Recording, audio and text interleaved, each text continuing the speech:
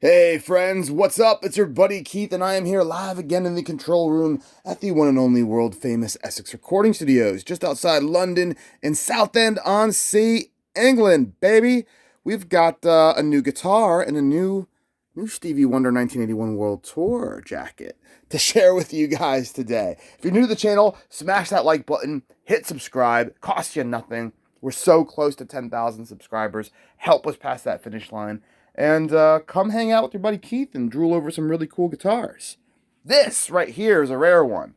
This is a very special model with a lot of history and is the origin story for a lot of designs that came years and years later that are now popular today. Not only on Jackson guitars, but a lot of other guitars. So, without further ado, this is the 1996 Jackson SDK1, the Super Dinky. What do we know about the Super Dinky? Well, it was only made for 1 year. It was made from 96 to 97. A limited quantity, limited edition model that was groundbreaking for its time. It's 96, guys. It's 25 years ago, almost 26 years ago. We're weeks away from 2022. And look at this headstock. So this shape, now we see this style used not only by Jackson, but a lot of other brands, this shape or a very similar style. But in 96, there was nothing like this. This is well ahead of its time, and also not only a first for this style, but a first for the 3+3 tuning head. The words were failing me there. Tuning configuration. First for Jackson. We now see it on, they have like the Misha Mansour's model, similar headstock, similar configuration with the tuners. Also very interesting, I have never seen a fretboard like this on a Jackson. I can't think of any. It's almost the whole fretboard and neck looks like it's maybe like early roasted maple. It's darker. It's got some nice flaming to it. But yeah, I don't know what it is, but the hue of it is just a bit darker than anything I've ever seen. Lots of figuring in the cut. It's just, I don't know if this is one that got a special piece of wood or special attention to detail, but yeah, it's gorgeous and it feels great. And again, the fretboard is just, going back to it, it looks like highly figured. Look at the grain. The pattern is just very, very different. Yeah. Small black dot inlays.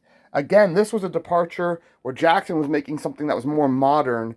Between the headstock, the body shape was slightly altered. So it's called a Super Dinky because the Dinky is a slightly smaller body than the Soloist, and then the Super Dinky is a shaved version of that. This thing is meant to be thrown around on stage and is light, compact, and just absolutely made for the people who go nuts at the festivals in front of tens of thousands of people. Highly resonant. Really, really nice.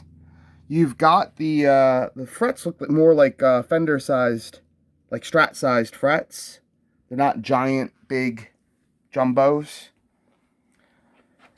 Oh, what else can we talk about here? So, it came factory as a humbucker, single coil humbucker, an HSH configuration, which is rare and not something we really see anymore. Ibanez will throw one out once in a while, but not something really seen all that often, especially on higher end guitars. It's usually an HSS. Obviously, you see a lot of real estate in the pickup department here. And I remember the Performer series, my first guitar had a humbucker, single coil humbucker, and I was like, man, it looks like you get a lot for your money, and the fact is that you do. but it's expensive. It's obviously it's more expensive to do this in general, and especially back in '96. So you wouldn't, there's not many manufacturers that would go and do that and set up a guitar to have it balanced and have all the tones to, react with humbuckers and then a single coil. And it was Kent Armstrong that designed all of the pickups for this model. And I think this one's called an FS4. It's different than the other two that were used in the bridge and the neck. The original Kent Armstrongs were taken out, and a Zakk Wylde set of EMGs were put in. So you got actives here, 81 and 85. I believe this pickup at the moment is disengaged or not connected. I'm not sure. Actually, I don't know enough about pickups to know what happens if you blend a passive with an active, and if there's anything weird that happens from that, or if there's any phase issues or anything. I don't know. Maybe someone can comment in the comment section. Also, so factory came with a 1 volume, 1 tone. As you can see, these two are the original, and then these two have been added, so each pickup has its own dedicated volume, tone, volume, tone. You still have your 5-way selector switch. Factory original Floyd Rose. These came with, the SDK1s came with original Floyd Rose trims, chrome with black fine tuners, which is a nice little contrast.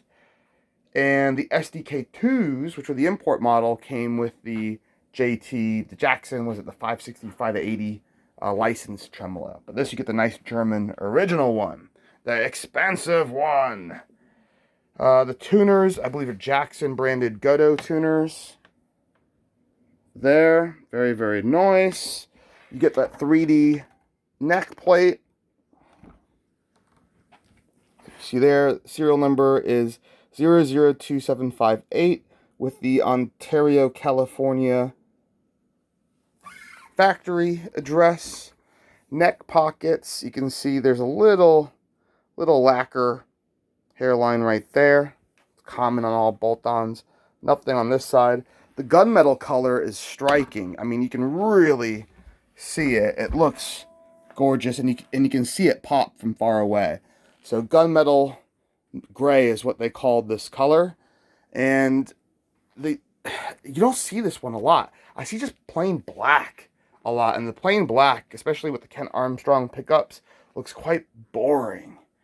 For this one, I think, I don't know, what would I do? Would I do anything different for this? I like the chrome hardware. I think, I can't really think of much that I do. I think if I was not going to end up using the single coil, I might maybe sell that on eBay or something, because you get $100 for that. A custom USA Kent Armstrong pickup for '96. All day long, you get $100 for that. And then maybe either fill this, come up with something cool to put there, maybe color match it with the gunmetal gray. Maybe just have an insert there, something that just lays in. I don't know. Or, I don't know what else you could do with that. Maybe even get another EMG single to throw in, just to have continuity and have it all kind of match. Maybe I'd do that. You can leave it just the way it is, guys. Comes with the epic Jackson SKB flight case. These things are super expensive. They're made in America. They're not the cheap crap that Fender uses now. I don't know if you've noticed, but like this past year, I guess, because Fender owns Jackson, owns Charvel. It's models like this that kept pushing the boundaries that made Fender eventually say, all right, we gotta go buy this company. They're eating into our profit share with the Strats. But yeah, these are epic. It's the new ones still have these TSA latches, but they're not as nice. They're not like spring-loaded, and the cases actually don't close all that well. Like you really have to squeeze them. The plastic is very flexible. They're made in China, and I don't like them. This is a proper SKB manufactured flight case, and these are my favorite. And the rubberized grips on them are great. They're really expensive cases, but they get the job done, son. For condition, this thing is really lovely. I mean, it's got a few minor marks from just handling and stuff, but it hasn't been, you know, it hasn't been used and abused. Take it out, go all the way around. You've got a nice little contour angle there, nice belly cut here. It's a fun guitar. It really, really is. Your back plates are all flush with the body. You've got a couple little lines in the lacquer that are like impossible to see. You have to get at a certain angle. Like if you go right towards the side and get it to where you can see reflections, then it'll stick out. But I mean, guys, if you're right over it, it's a beautiful thing about metallic finish that's this busy. You're not going to see really anything. A few other, like right there. Oop, get back in focus. Tiny little lacquer imperfections, but you know, no chips, no gouges, no chunks. I don't see anything going through the wood. Again, here's that beautiful neck we were just talking about. Really, really nice. Scarf joint. View looks like a little wood ding right there. You're gonna have it. And then on the very tip, a few little just little rub marks where you can see where it's been leaned up against the wall, which is what everybody does. Tell you what, musicians don't like to use stands. Collectors like to use stands, but musicians, not so much. All right, guys. I think you've got a great idea of what this model looks like. Again, a lot of firsts, small Jackson logo, centered like that. The shape, the 3x3 tuners, the tiny little black dot inlays. A lot of really, really nice details. Cool. All right, back in the case it goes. If you want to buy this guitar, it can be yours. In fact, we sold this a few years ago, I believe, and it's returned to us. As soon as I saw it, I bought it because these are impossible to find. They did not make many of them, and the collectors love them, and frankly, they're just so comfy to play. The necks are just awesome. Great profile on it, and it's hard to get American-made maple necks like this, maple fretboard, dot inlay, USA Jacksons. Not very common at all. So yeah, go on the website, SXRecordingstudios.com. You can go on reverb.com. It's already up there. One of the rare times where I did the listing before I did the video. So you can see it there. And follow us on all the socials, at Essex Recording Studios. We just posted today. We had a really cool girl in, an Irish girl. She's her name's Blanid. Great singer. Her music was just on The Witcher. You might have seen that on Netflix. And she's been all over Radio 1 here in the UK, which is the biggest radio station for current music. So it's exciting stuff. And we've got something really exciting happening. We're going to have a few surprise guests in about 12 days. I'll let you know about that closer to the time. We're going to announce that pretty soon. So yeah, stick around, guys. A lot of cool stuff happening. I've got way more guitar videos to do, so I'm going to get going. I'm going to skedaddle. I'll see you all very soon. Stay tuned.